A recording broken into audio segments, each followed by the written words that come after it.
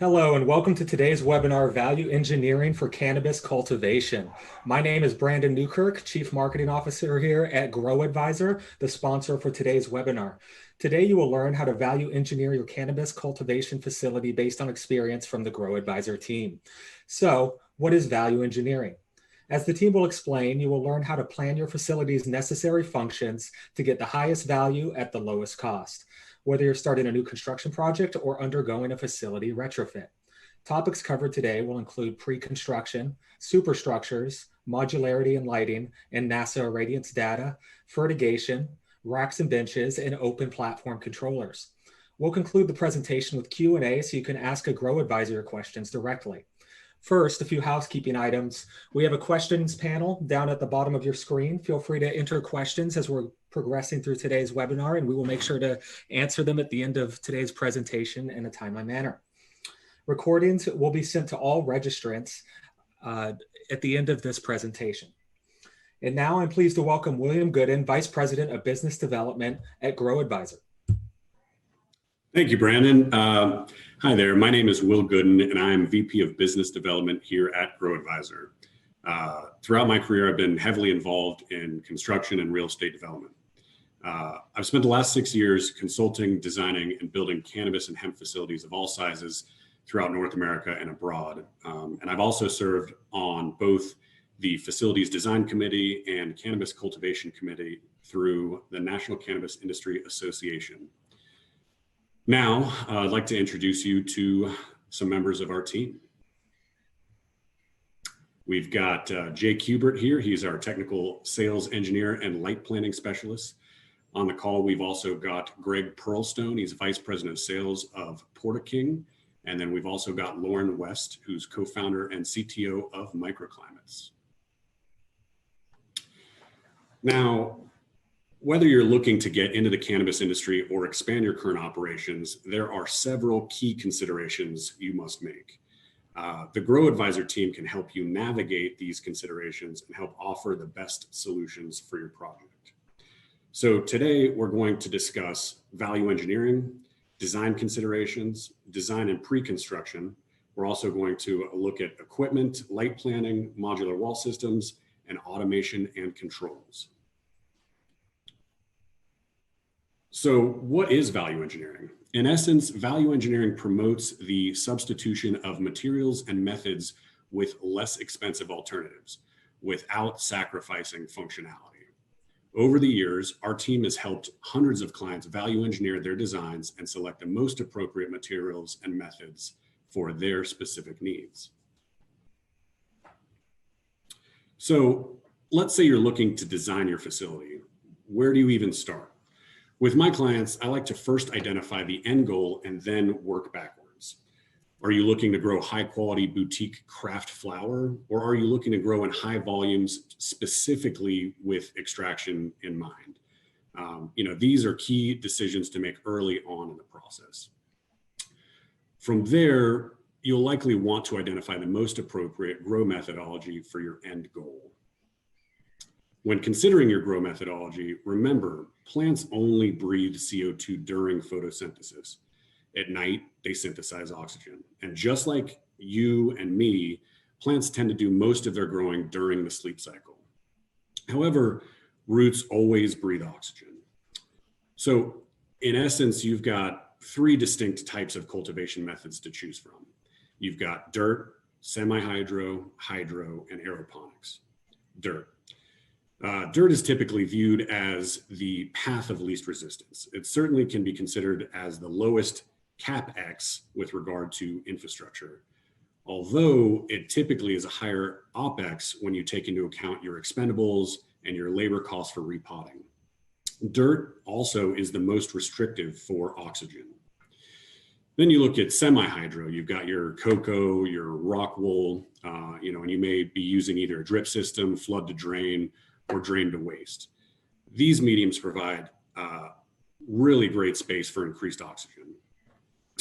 From there we go to full hydro, which if you force air into the water, you can achieve somewhere between 16 and 18% saturation. Then we move to aeroponics, right? Aeroponics growers typically benefit from about 36% oxygen in the air. And this oxygen will accelerate the plant growth. When talking about aeroponics, most of my clients ask, will I get a greater yield with an aeroponic system? Well, probably not, as this is typically a function of genetics. However, aeroponics will increase plant growth speed.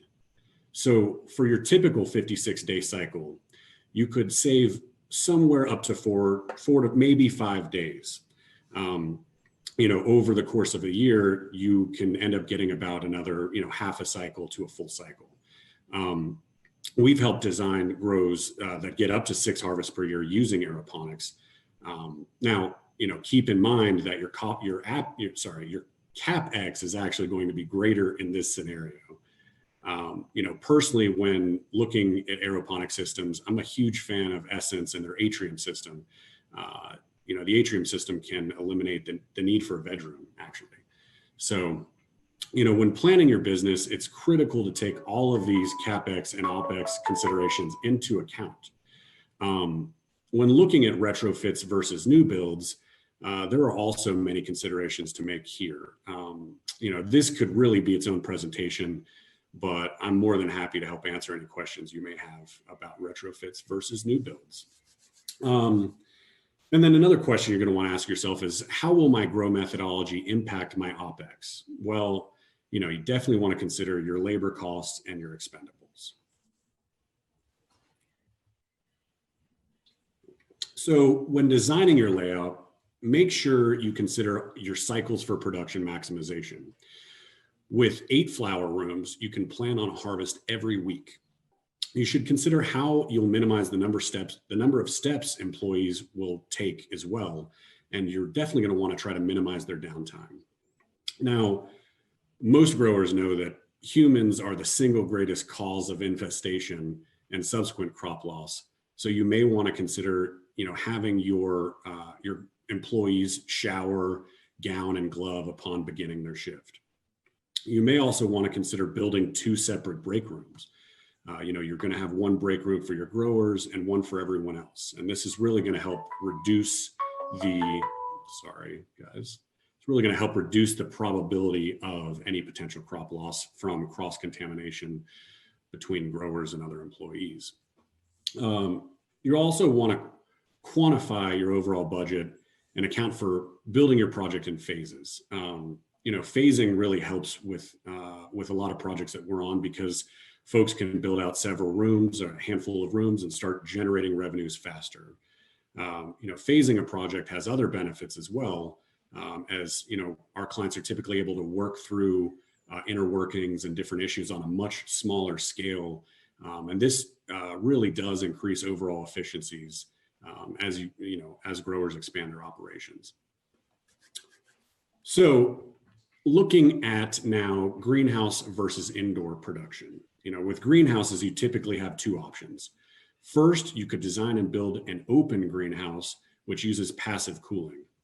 This is definitely the least expensive option. Second, you could build a closed greenhouse, which uses mechanical cooling for more precise environmental controls.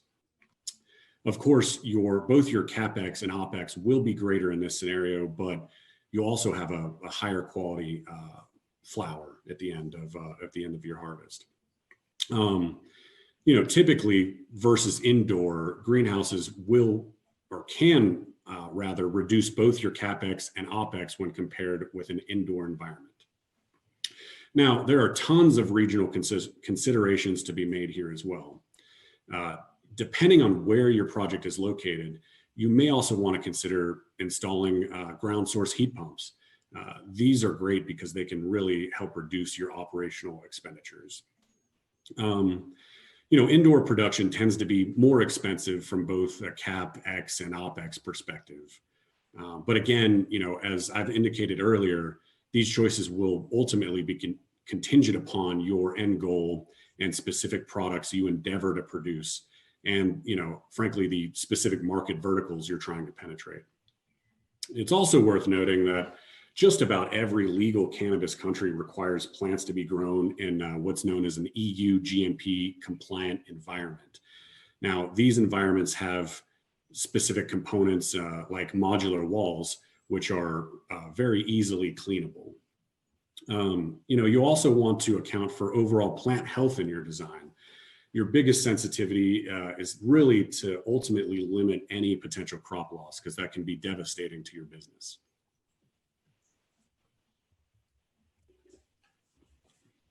Now, when you're designing your indoor grow, you're going to want to consider how to optimize your workflow and how this will impact your overall operational costs. Don't overlook your post-harvest plan, especially when you're thinking about trimming, drying, curing.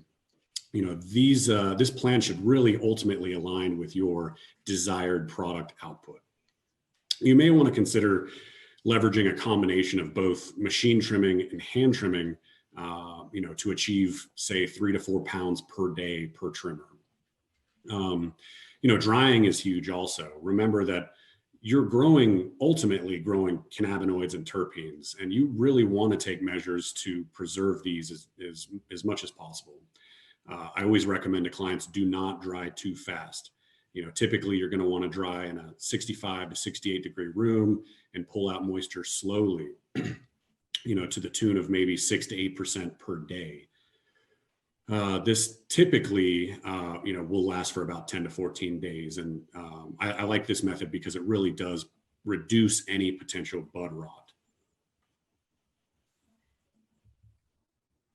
So with regard to architects, MEPs, GCs, we really always recommend that folks consider selecting the right professionals for their project, because it's absolutely critical. You're going to want to make sure you're working with folks who have a demonstrated track record in designing and building cannabis facilities. I mean, they're different than just about any other type of build out there, right? The Grow Advisor team has helped relationships with some of the top architects and GCs in the industry, and we can help you with your project in that regard as well. So benches and racks, rolling top benches and archival racks can really help maximize your usable space. When evaluating different manufacturers, it's definitely critical to make sure that you're making a true apples to apples comparison. Some manufacturers expressly state that their products will corrode when you look at their warranty information. Fertigation is another key consideration as well. And again, this is going to come down to your specific cultivation methodology of choice. Our team can help engineer and select the most appropriate solution for your project based on your specific requirements. Now, the single most critical consideration for your project will be your environmental controls. And there are several options we can help you out with. You're going to want to consider how you manage your temperature, your humidity, your CO2, your odor, your mold spores, and your airborne pathogens. You may also want to consider incorporating redundancy because, this will definitely reduce or mitigate any potential crop loss. Automation is something to consider as well. And Lauren will be doing a deeper dive on automation here shortly. So with regard to your HVAC and dehumidification, on average, you'll want to factor for about 3.25 gallons per day in transpiration. You'll also want to remember that, your dehu will produce heat. When you evaluate your overall heat load, you're going to want to remember that with conventional heating and cooling, you're looking at about 3.27 BTUs per watt of light. With more sophisticated systems that incorporate dehumidification, you'll want to factor for about 4.5 BTUs per watt of light. And again, Grow Advisor can help you identify the best solutions for your specific application. Now it is time to discuss clean room modular walls with Greg. Take it away, Greg. Hi, everybody. My name is Greg Pearlstone. I'm the Vice President of Sales, Porta King Building Systems. Porta King is celebrating 50 years in the business of manufacturing wall systems. And we've been building environmental rooms like grow facilities since our inception. So, next slide. What is the primary advantage to modular construction? Really, it's speed. So if you check out that animation we prepared on the right-hand side, hopefully it's working, what you will see is an example of a 16 by 16 four-wall structure. Two individuals can assemble a complete structure like this in 5 hours or less, really with very little knowledge of construction. The panels that are supplied are pre-finished. They are non-shedding. They can include a variety of panel surfaces. Popular finishes for grow applications include smooth FRP, melamine, painted steel, painted aluminum, but there really are many more. The panels are a solid laminated construction. So there's an insulation core, and then of course the finished surface. It makes for a extremely impact resistant, durable wall. It offers excellent insulation and terrific sound attenuation, especially when you compare it to conventional open stud wall construction.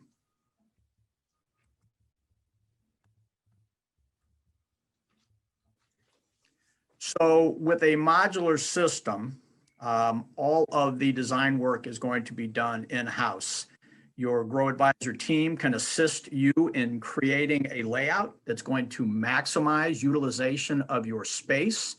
And once that has been accomplished, the design team in-house will create a layout based upon the design parameters. So because all of the material is going to be manufactured off-site, you have the added advantage that all other aspects of construction can be taking place simultaneously to the manufacturing of the product. And that's true whether it's a new facility or if you are going to be renovating an existing facility.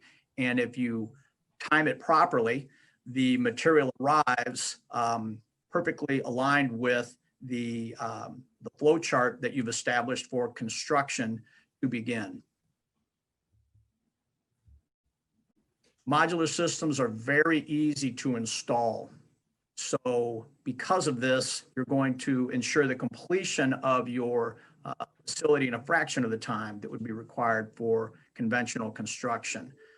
Additionally, they're pre-engineered panels designed for the layout that's been established. So there is really very little cutting of material on site, which means you're going to have a much cleaner construction site.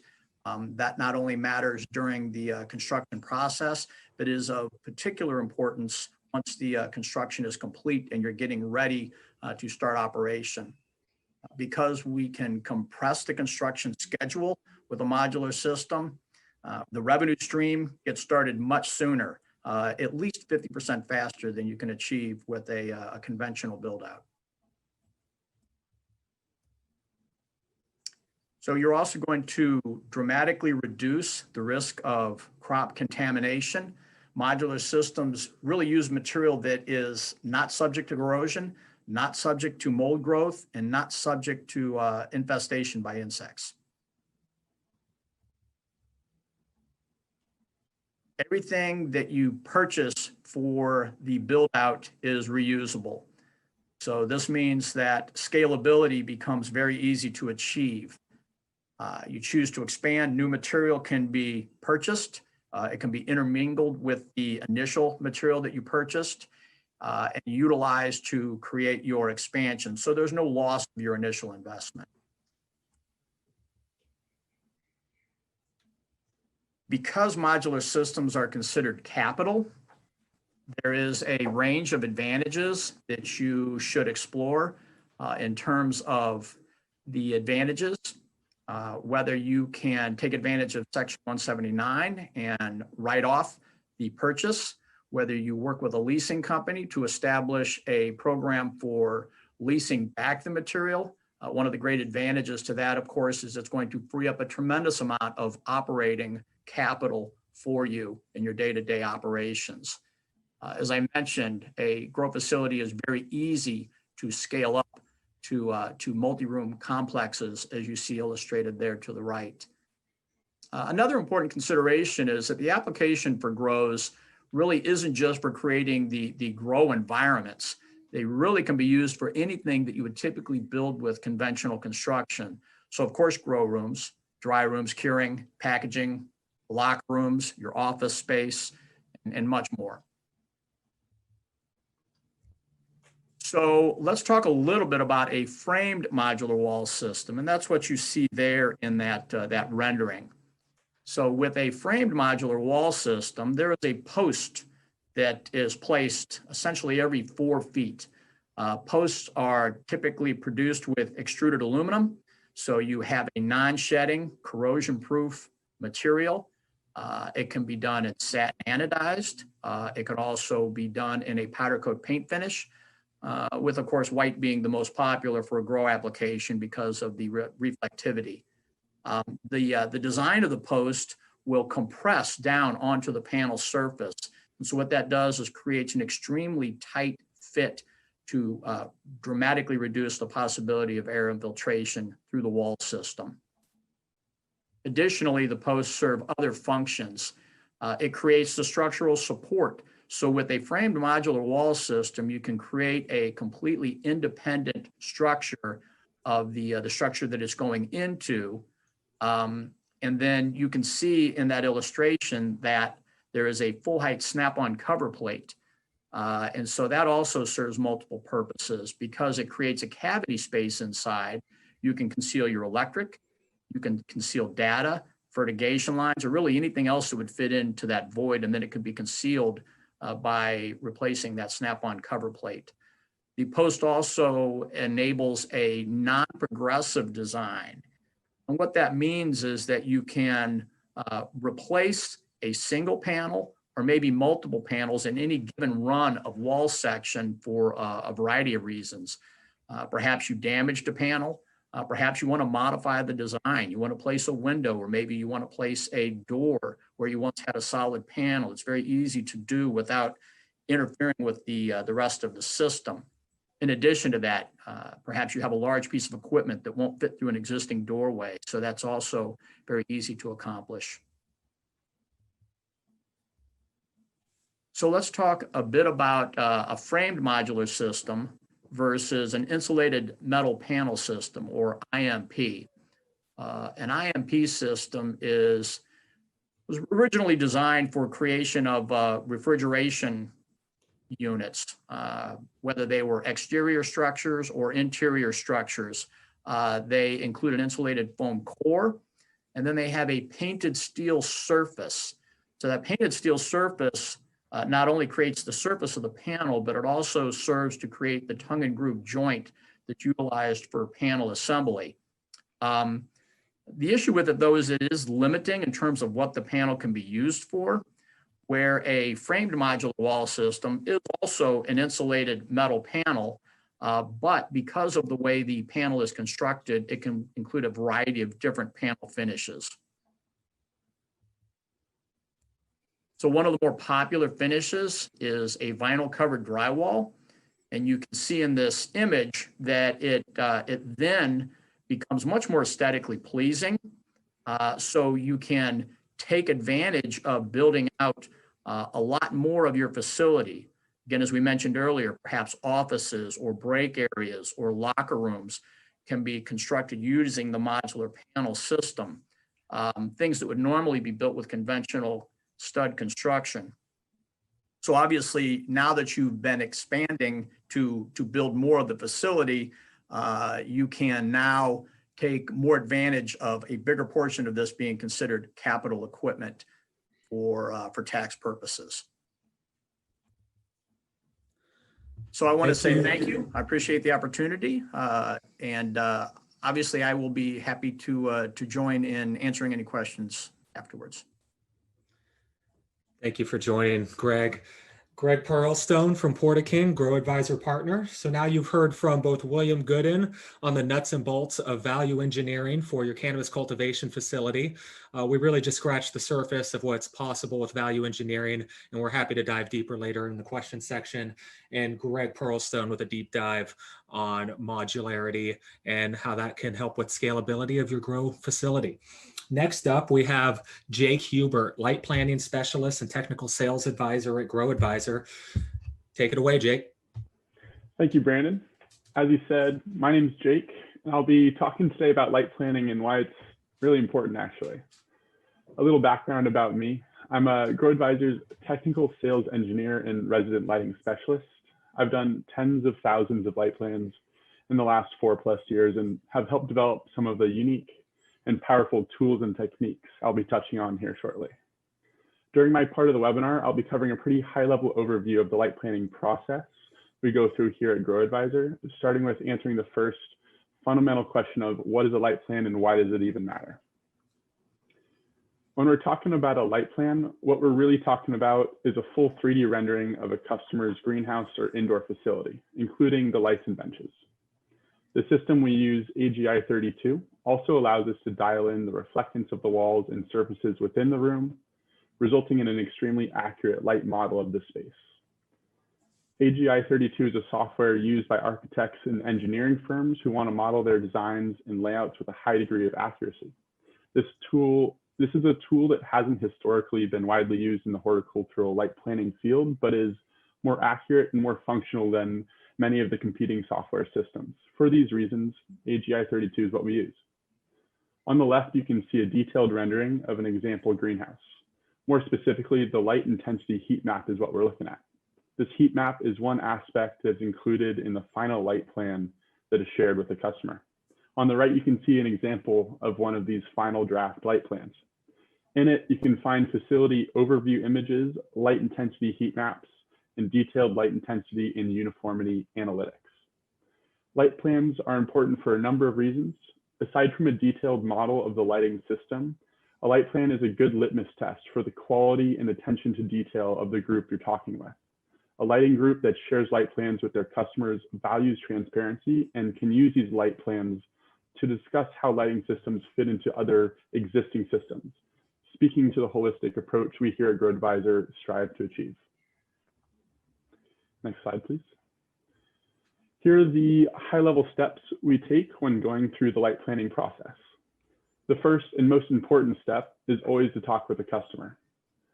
As Will mentioned early on, this is important because we need to understand the customer's goals and facility details to properly customize the light plan to achieve the best lighting system possible. Oftentimes, this initial call can answer a lot of general questions that can help in our holistic design process down the line. If the customer has a greenhouse, the next step is to use our Grow Advisor NASA analysis tool. This powerful tool ultimately allows us to recommend optimized supplemental light intensities that are customized based on the customer's geographic location and growth goals. If the customer has an indoor facility, we skip right on to the next step, which is to model their space in AGI 32. Finally, once the light plan is produced, we will share it with the customer, opening up a dialogue that can help us optimize the plan and refine it moving forward. To dig into each of these steps a little more closely, first up is the initial discussion. This is my favorite part of the process because when talking with growers about their facilities, we really get to hear their passion shine through for what they do. While discussing details about their facility, as well as the goals they have set for the lights, we quickly hone in on ideal system attributes, which gets us on the road to developing an optimized and integrated lighting system. For example, cannabis cultivators sometimes want to grow for maximum yields with minimal initial investment, while other growers prefer a high potency end product with ideal bud structure. These differences in growth goals can lead us to recommend different lighting systems and layouts. One subject that is a part of nearly every initial discussion is that of spectrum. Pictured on the right is a red-blue heavy or magenta spectrum that is often recommended for greenhouses. White heavy spectrum options, also known as broad spectrum, include LEDs, HPS, and other traditional lighting systems. These fixtures mimic the broad spectrum of the sun, making them great indoor lighting options. Red-blue heavy spectrum fixtures are often what is recommended for greenhouses because their increased efficiency in these spaces. The efficiency is higher because the mix of red-blue diodes is often more energy efficient than white diodes, and the plants use the red and blue light more efficiently when in a greenhouse. The sun provides plenty of the full spectrum light the plants need, so supplemental lighting should only provide the wavelengths the plants absorb most efficiently. Plants are green because they reflect green and absorb red and blue. This absorption is primarily done by chlorophyll A and B, whose absorption peaks are found in the red and blue regions of the spectrum. Thus, supplementing with red and blue heavy fixtures is recommended. Before moving to the next slide, I want to emphasize the importance, again, of this initial discussion, as it lays the groundwork and is integral to the holistic approach we take. After talking with the client, the next step for those with greenhouses is to use the GrowAdvisor NASA analysis tool. This powerful tool allows us to accurately model the natural solar light intensity at any given location on Earth. Here you can see the differences in lighting environments between sunny California and Maine. We create these graphs by downloading NASA's publicly available data sets for a given location, visualizing the last 5 years of data graphically, with each dot representing a single day's intensity. We then overlay a target DLI, 40 for cannabis, as well as various supplemental intensities. We can use this tool to help customers find an ideal location for their facility, comparing various options to provide a recommendation based on NASA's detailed and precise data. The real power of this tool comes when you compare variable light intensities for a given site. Here you can see how a couple different supplemental intensities affect the NASA graph for Bakersfield, California. Because we understand the relationship between cannabis yields and light intensity, with cannabis adhering to the 1% rule up to around 40 DLI, we can start to forecast estimated yields when comparing different supplemental intensities. As a little review, the 1% rule states that when a plant is given roughly 1% more light, it will create roughly 1% more yield up to a given point of diminishing returns, which again for cannabis is around that 40 DLI mark. Looking at the two graphs on the right, we can clearly see that the 200 micromole graph doesn't allow for ideal production through winter, while the higher intensity 525 micromole graph gets winter days close to the 40 DLI target, even in December, California's darkest month.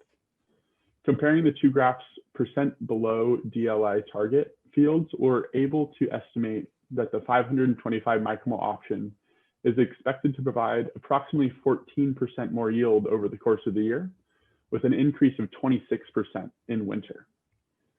Due to the increase in winter light quality, better bud structure and higher potencies are expected. For companies that want to maintain a strong brand image, this increase in consistency of product through the year, specifically the winter, may be more important than the company focused on extraction primarily, where consistency is not as much of a decision point. These differences in values loop back to the importance of the initial discussion and the holistic design approach of the full facility. This tool's ability to provide a good, better, best approach to the lighting intensities is also helpful because we can correlate these variable forecasted yields with upfront costs, informing business decisions through the use of this NASA analysis tool. After finding an ideal light intensity, the next step is to model the space in AGI 32. Building out the spaces from detailed architectural diagrams, we place light fixtures through the rooms, optimizing the layout as we go. Optimization of the lighting layout within this space is an important yet underutilized process. Here you can see the visual impact of the optimization process that improves the uniformity quite significantly. Optimization of the light plan is an important step to ensure the customer is getting the best possible lighting system, and it can make a big difference. For example, in a 30 by 96 foot greenhouse, implementing a sea of green growing strategy or rolling benches, edge optimization can make a large impact. Assuming there is an aisle around the perimeter, measuring roughly 3 feet on all sides, the outer 1 foot perimeter of the plant canopy actually represents over 10% of the total canopy. The outer 2 feet of the plant canopy around the edge represents over 20% of their total space. If you don't take steps to optimize the uniformity and intensity for this portion of the canopy, the end facility's yields could be negatively impacted. All that is left to do is to copy and paste the images from AGI into the light plan itself, sharing the final product with the customer, then reviewing and refining the layouts per any and all feedback we receive. In summary of this whole process, GrowAdvisor's light planning process sets us apart because we understand its importance to the holistic approach when designing a facility. Starting with a detailed discussion with the customer, analyzing NASA data to recommend ideal light intensities, then modeling and optimizing the light plan, we believe this process provides the best result possible to the end customer. And with that, I want to say thank you all. I'm going to pass it on to the next speaker. Thank you, Jake. Appreciate the deep dive on lighting analysis and light planning. For those interested in receiving a light plan for various lighting options for your facility, please feel free to reach out to GrowAdvisor after this webinar for your free light plan from Jake Huber, our light planning specialist. Now moving on to value engineered control systems with Lauren West from Microclimate's a GrowAdvisor partner. Thanks for being here, Lauren. Thank you. Hi, I'm Lauren West, and I lead the technology division at microclimates.com. We sell environmental controllers into the cannabis and agriculture industries. Next slide, please. So with controllers, environmental controls, we all have the same end goal, and that is a far-reaching goal of having the controllers really help us out in being simple to use, highly efficient, coordinated with all of your systems, including your business systems, and all of the different environmental controls and both inside and outside the facility. We want to make sure that those controls are working for us, monitoring conditions so that we can be informed in the case of things, in case of the controls being out of value. The value engineering portion of this is really, what I'll introduce here is a mechanism of comparing different control systems and to decide which one's really the best for your business. Next slide, please. The traditional method of comparing control systems is really this well understood process of outlining what your needs are, what your requirements, must-haves, nice-to-haves are, sending out a request for quote, determining who meets those criterias, and evaluating the vendors based on cost. That's what I would call a cost-based evaluation for determination. And here you can see that in this example, we've got, after we've done this process, we've sent the requests out. We've come back with a few alternatives, and in the cost-based, you look at it, and it looks like here Norwegian Controls is the one that fulfills what we need and comes in at the lowest cost. And generally, a company, you could imagine a company just making a decision on this. In reality, what happens is you look at this and you go, well, Norwegian Controls is the lowest, but there's a few things in ABC and BGG systems that we like. And what happens is you tend to make decisions that are beyond cost-based, but are sort of undocumented and aren't really an engineered-based decision. So next slide, please. What the GrowAdvisor team and what we are promoting here is really a value engine. It's really an engineering approach to making these decisions. really to make the best decision for the company. There's a lot of factors involved that are more than just cost. What are the, and generally cost is a large factor. In this case, in this spreadsheet, you'll see that cost has a weight of, a much larger weight than some other categories. But with this approach, you can be very transparent about what each vendor provides and how important each category is. I'm going to go. We're going to talk about a couple of categories that a Grow Advisor will talk about, in this discovery process. But in the end, this is a real collaborative approach. It's very transparent. You get to see systems compared next to each other, and really to get the best one for your business. Some parts of your company may value cost versus others. Some may value other categories. And in the end, when a decision is made, it can be really clear which one is chosen and why. Next slide, please. I'll go through a couple of areas that the Grow Advisor team will discuss, and that may or may not be things that you have thought of, that are thought of in control systems. One is the integration component and how much you value integration. Integration has to do with how do control systems work with other control systems. For example, some control systems are very low level. They do very small things and they do them very well. How well do those systems integrate with higher level systems that tie these together? We categorize those into downstream and upstream.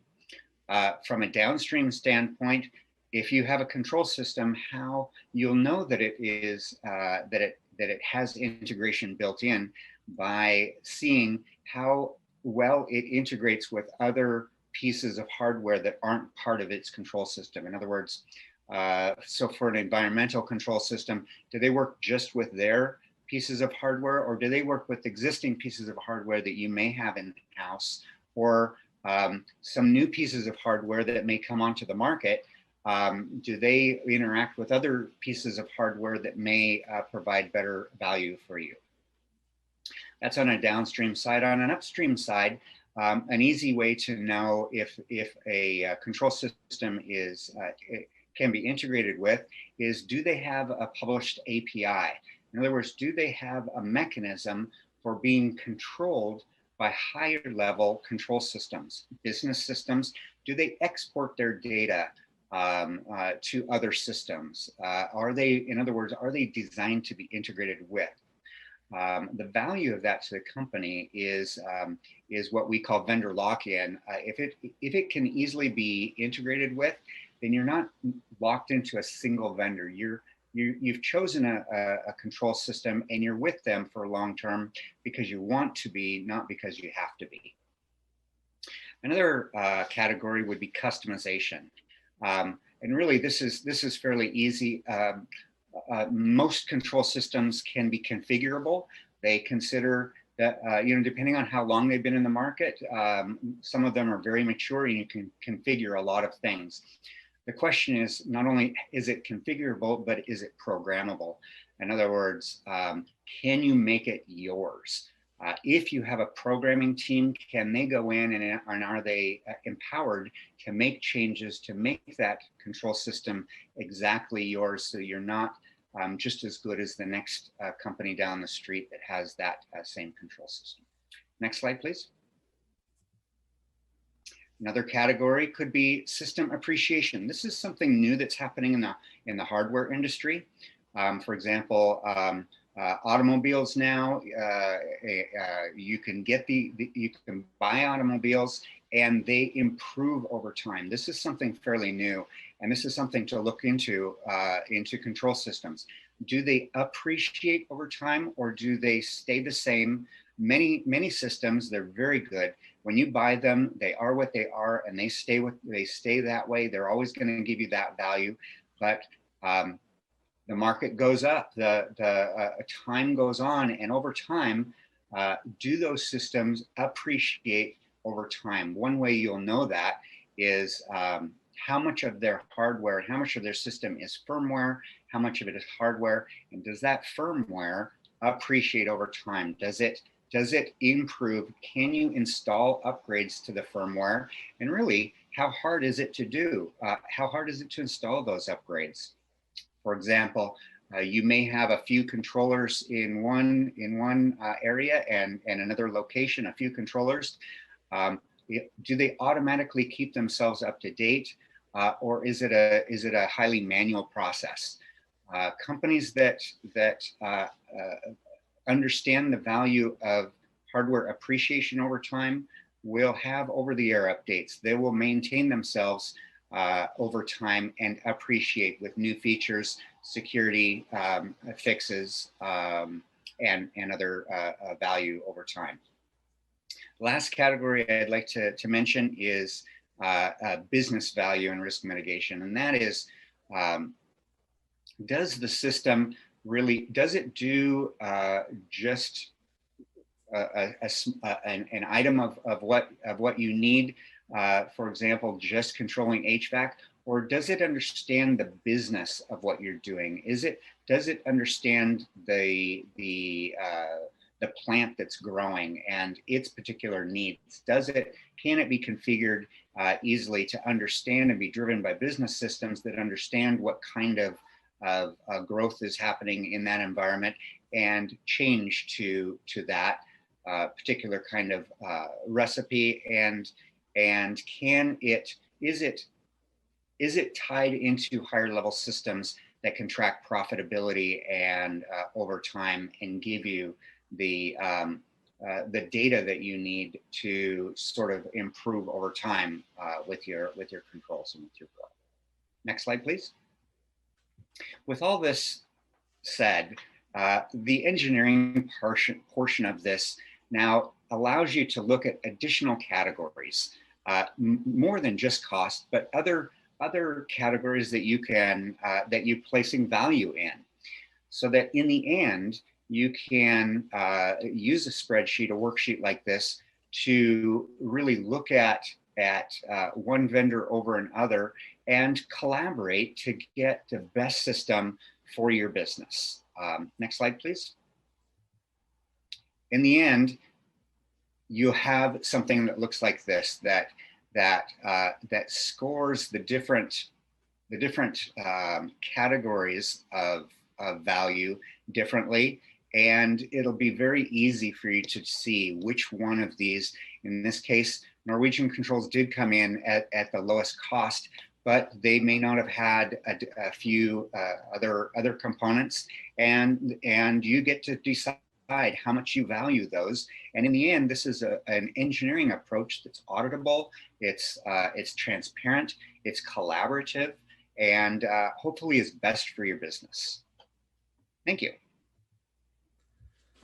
Well, I'd like to take this time to thank the entire Grow Advisor team here for, or those that joined from the Grow Advisor team, for your time. Certainly there's a lot of technologies to consider in today's indoor cultivation landscape. Grow Advisor is happy to help simplify that process and empower our growers to realize their true growth potential with value engineered farm designs, equipment, and service packages. Our greenhouse and indoor farming solutions are efficient and value engineered so that business owners can expect maximum ROI and growers can achieve quicker speed to market with bountiful harvests. So I'd like to take this time to open up the floor for questions, and the Grow Advisor team will be here to impart their expertise. Thank you very much.